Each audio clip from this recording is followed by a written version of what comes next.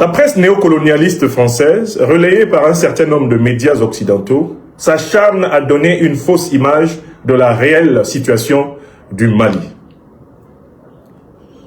Il ne se passe pas une seule journée sans que les journaux néocolonialistes de France essayent de présenter au monde l'image d'un Mali qui serait en voie de disparition, un Mali qui serait asphyxié par les groupes terroristes au service justement de la France-Afrique et de l'impérialisme occidental. Eh bien, pas un jour ne passe sans que ces médias se relaient pour mentir à propos du Mali. Ce mensonge a atteint des sommets paroxystiques.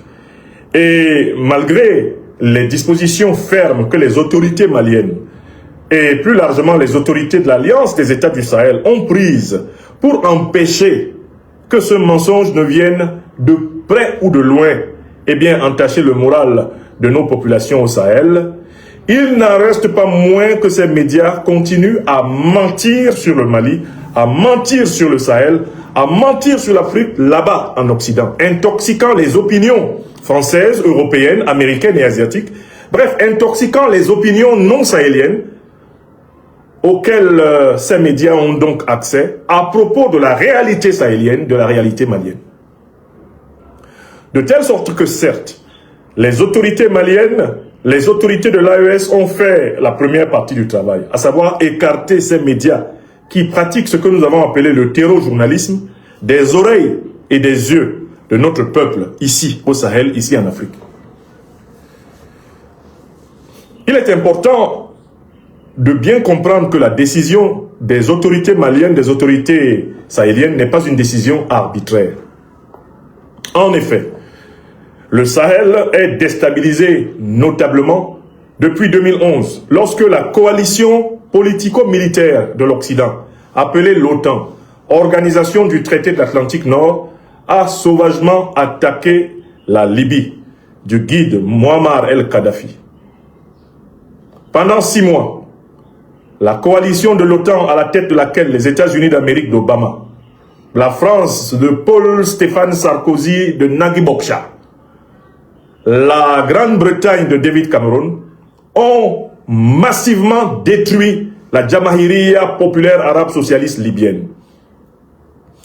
Le motif affiché, c'était que cette coalition de l'OTAN, qui pourtant est alliée aux pires monarchies obscurantistes du Moyen-Orient, voulait instaurer la démocratie en Libye.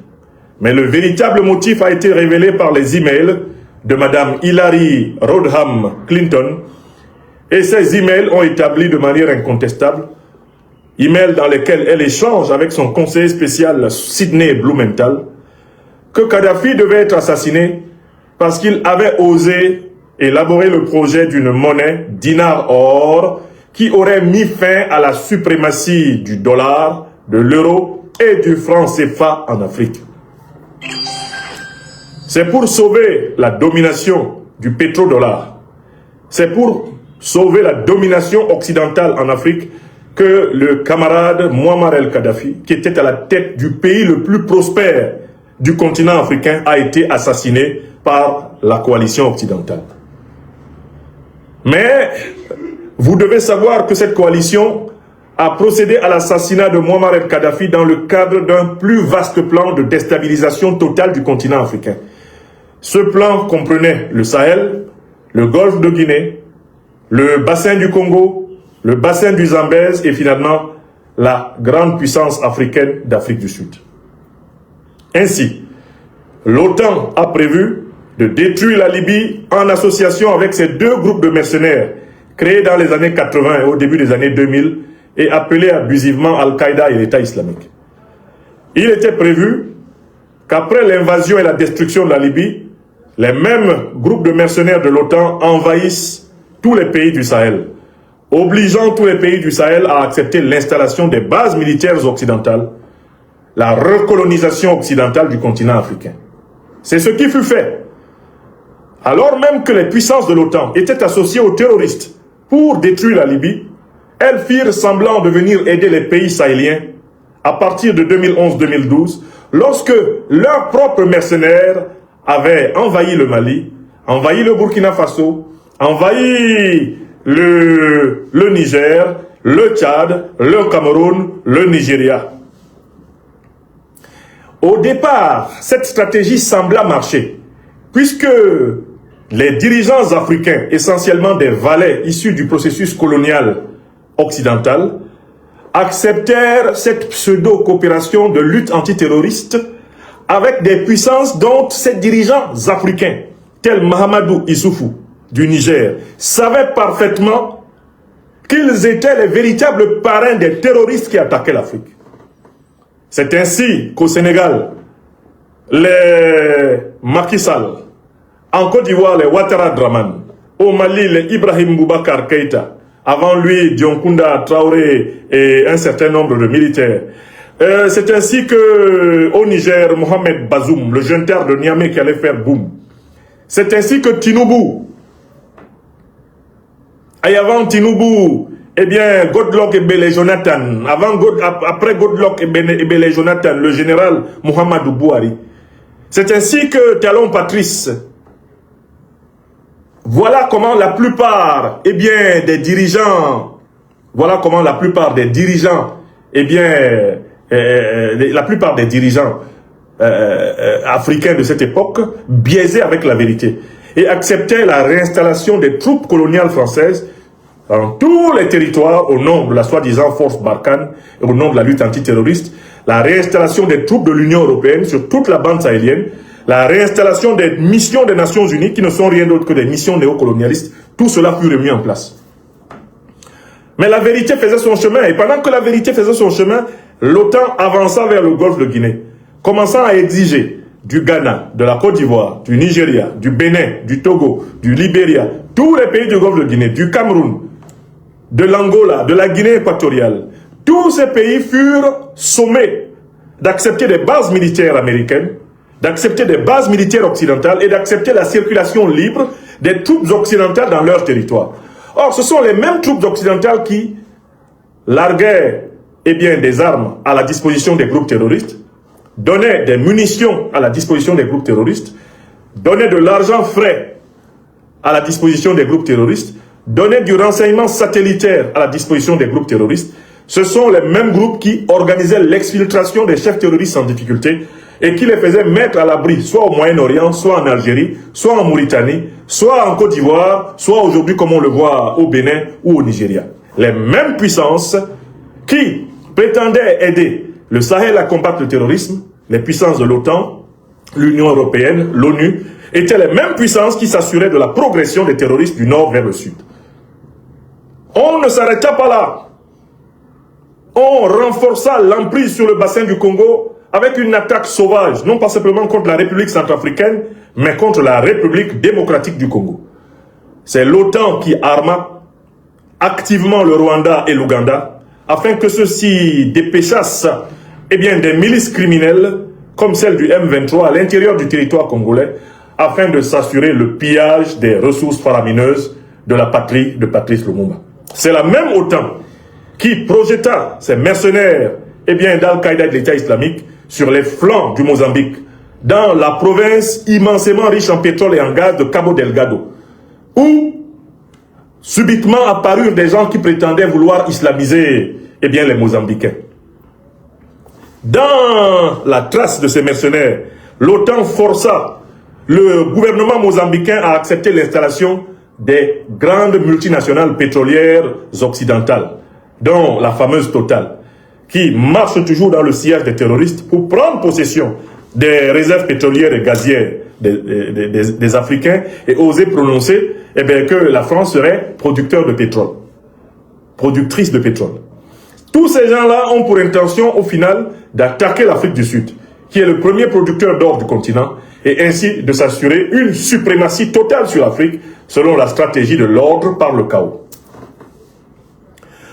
Le problème, c'est que un jour au Mali, un jour de 2020 au Mali, apparurent au sommet du pays des officiers qui avaient combattu ce plan dans le nord de leur propre pays. Des officiers qui, rassemblés autour du président Assimi Goïta, avaient été humiliés par l'armée française. Lorsqu'ils s'apprêtaient à reprendre la ville de Kidal, tenue par les terroristes, des officiers qui, dirigeant les forces spéciales maliennes, avaient été désarmés par l'armée française. et qui avait découvert ici même au Mali le double jeu de la France dans la lutte antiterroriste. Ces officiers, portés par les colères et la révolution populaire malienne, accédaient au pouvoir. C'est ici au Mali que la doctrine de l'émancipation africaine du XXIe siècle a été mise en application. Car le président Assimi Goïta et ses compagnons, d'ailleurs au prix d'une rectification de la révolution malienne en 2021, déposant le collabo, colonel Bandao, le président Assimi Goïta et ses compagnons mirent en place une nouvelle doctrine. Cette doctrine s'appelle la trilogie. La trilogie. Premièrement, la politique au Mali a pour but la défense de la souveraineté malienne. Deuxièmement, le Mali est libre de choisir ses partenaires stratégiques sur le plan international. Il ne se soumet plus aux oukases de qui que ce soit. Et puis, troisièmement, la politique au Mali a pour but la défense des intérêts vitaux du peuple malien. Cette doctrine de la trilogie assimi-goïtienne, appliquée ici au Mali, avait les conséquences suivantes. L'armée française fut renvoyée chez elle. L'armée de l'ONU renvoyée chez elle. L'armée américaine renvoyée chez elle. Les armées européennes renvoyées chez elle. Pourquoi? Mais parce que l'armée française, les armées européennes, américaines, étaient étroitement complices des organisations terroristes qui ont attaqué la Libye et par conséquent qui ont attaqué le Mali et le Sahel. Ici au Mali, à partir du président Assimi Goïta et de ses compagnons du Mali Koura, il n'était plus question de combattre le terrorisme en s'appuyant sur les puissances qui l'ont créé, qui l'ont armé, qui le renseignent, qui le financent et qui le médiatisent. On en veut au Mali d'avoir mené une politique de vérité, de justice et de solidarité vraie qui a ouvert les yeux à tout le Sahel. Car c'est l'exemple malien qui va être suivi par le Burkina Faso, avec l'émergence le 30 septembre 2022 de la véritable révolution populaire progressiste du Burkina Faso, incarnée par Sankara II, le président Ibrahim Traoré.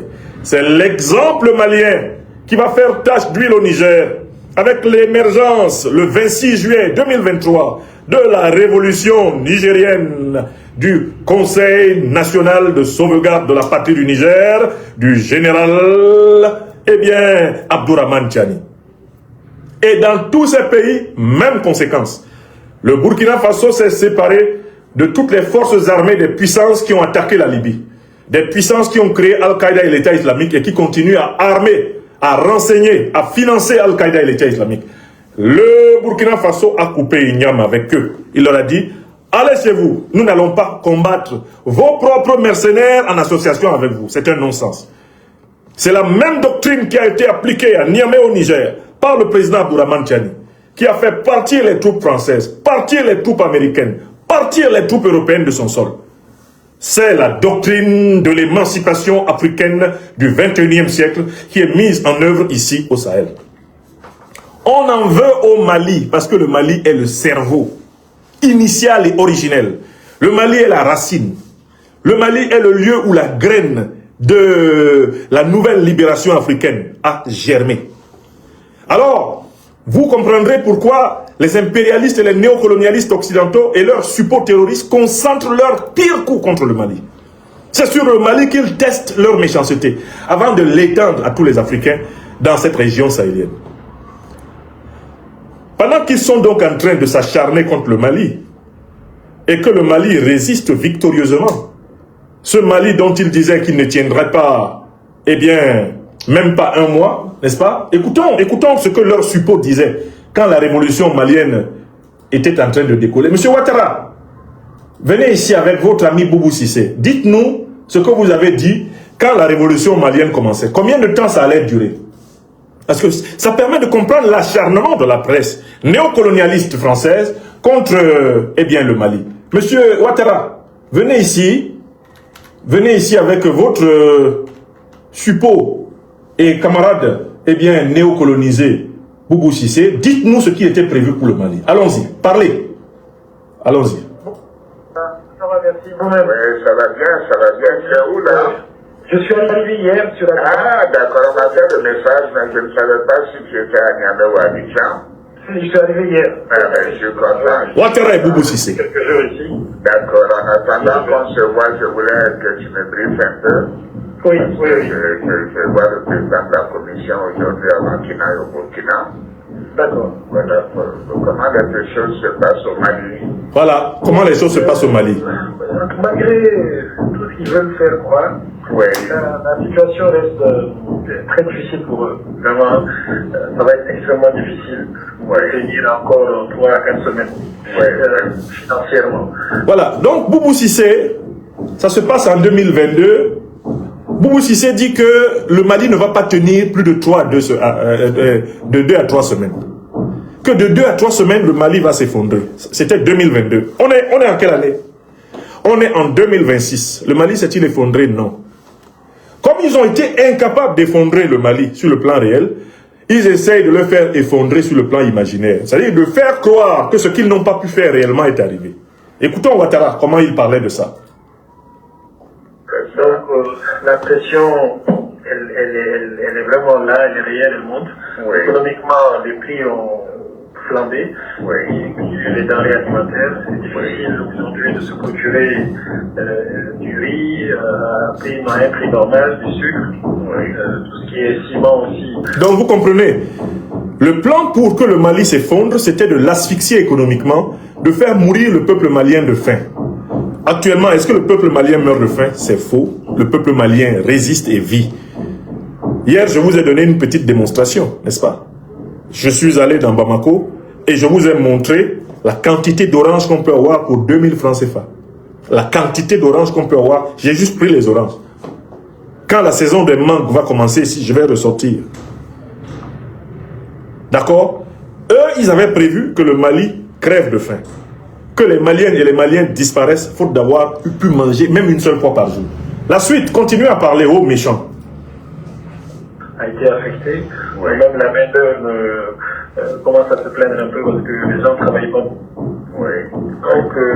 Donc, il s'agissait d'empêcher les Maliens de travailler. Boubou Cissé, continuez. Je pense qu'ils ont beaucoup de pression.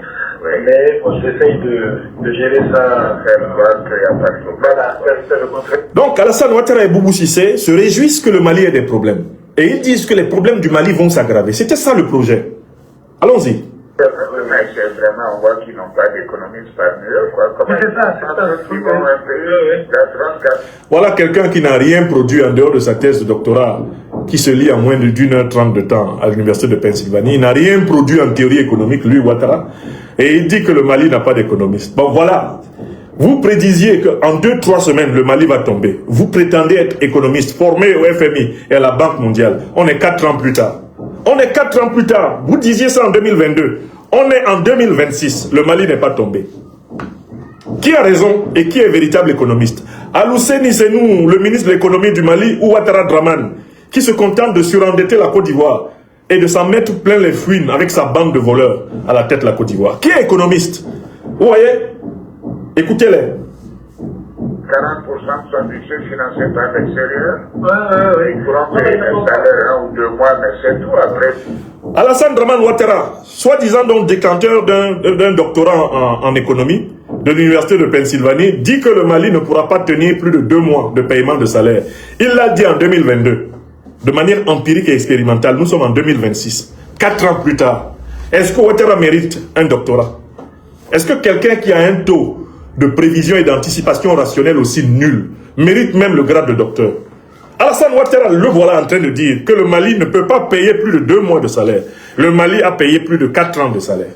Depuis que Ouattara a dit ça. Est-ce que le doctorat de Ouattara est valable?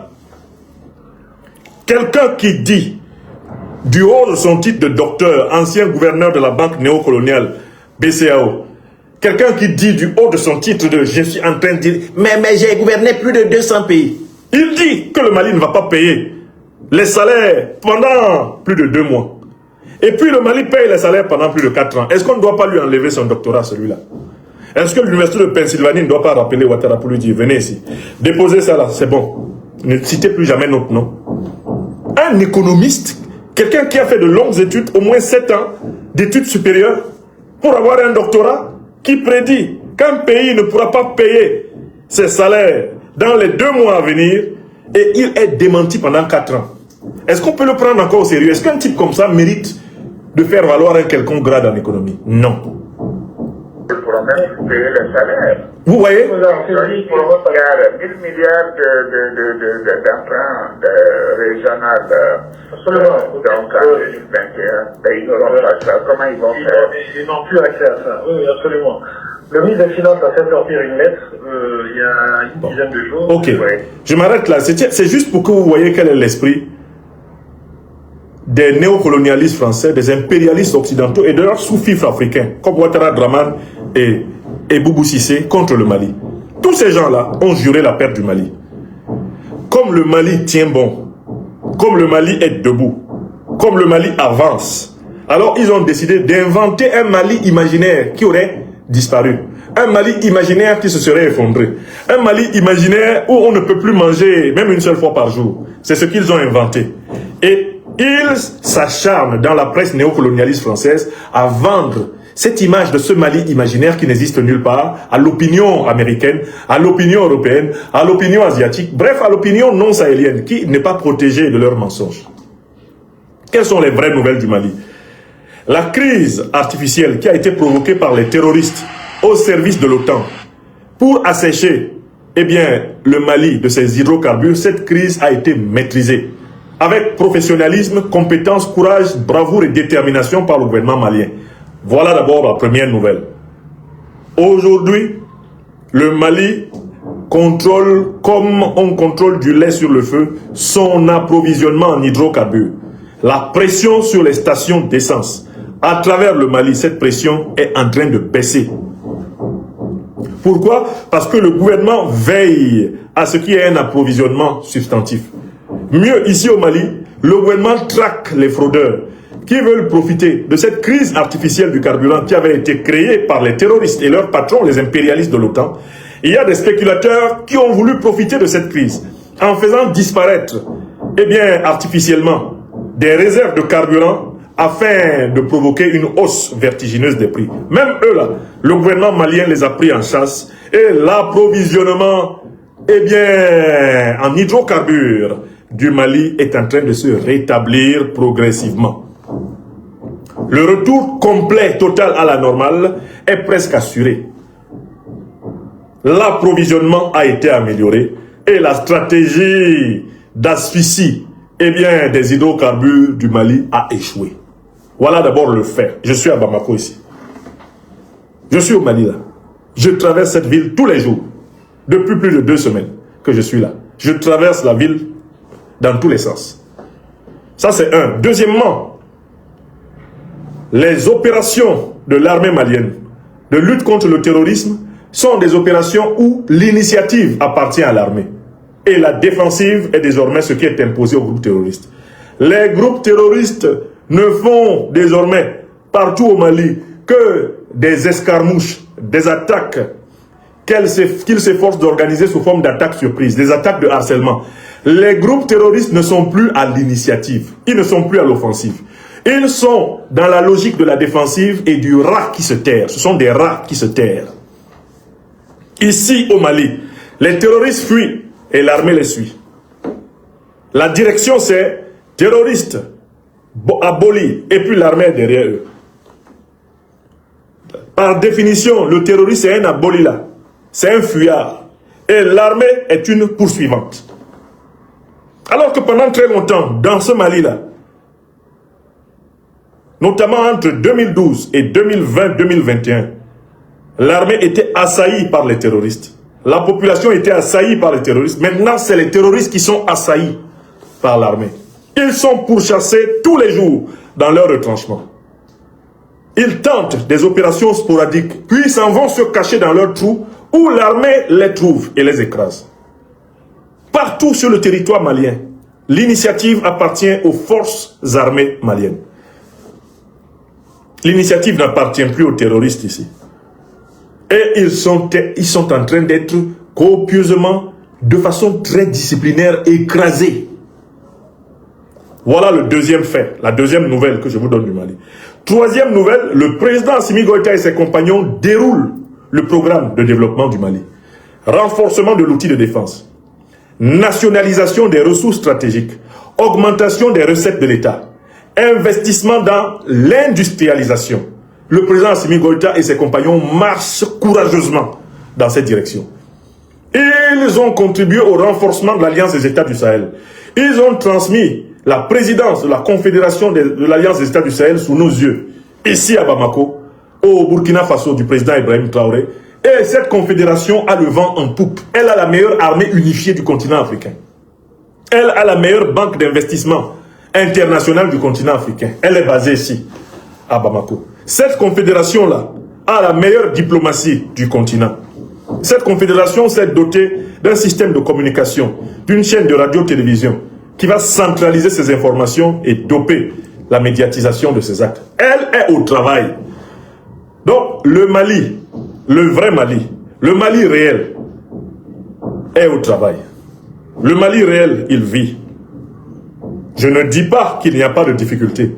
Je ne dis pas que les populations ne sont pas confrontées à des situations difficiles. C'est incontournable en temps de guerre. C'est incontournable après 65 ans, 70 ans de prédation continuelle sous couvert d'indépendance. C'est incontournable. Mais ce pays-là, il n'est pas ce qu'on vous dit dans le Nouvel Obs à Paris. Il n'est pas ce qu'on vous dit sur RFI.